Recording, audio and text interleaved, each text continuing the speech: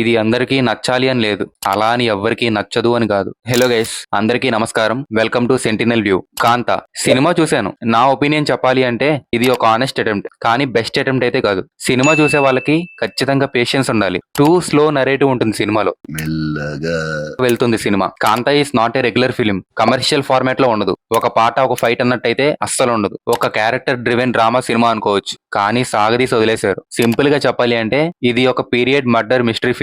ఆ సెటప్ కి తగ్గట్టే కాస్ట్ పెర్ఫార్మెన్సెస్ కూడా అదిరిపోయాయి. దుల్కర్ కి టైలర్ మేడ్ రోల్ ఇది. భాగ్యశ్రీకి తన కెరీర్ బెస్ట్ పర్ఫార్మెన్స్.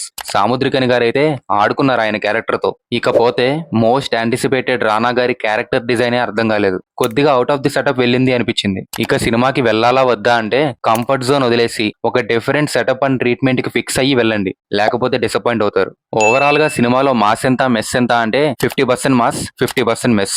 ఇలాంటి మరెన్నో వీడియోస్ కోసం ఛానల్ ని సబ్స్క్రైబ్ చేయండి. ఇది ఈ రోజు సెంటినల్ వ్యూ. మళ్ళీ కలుద్దాం.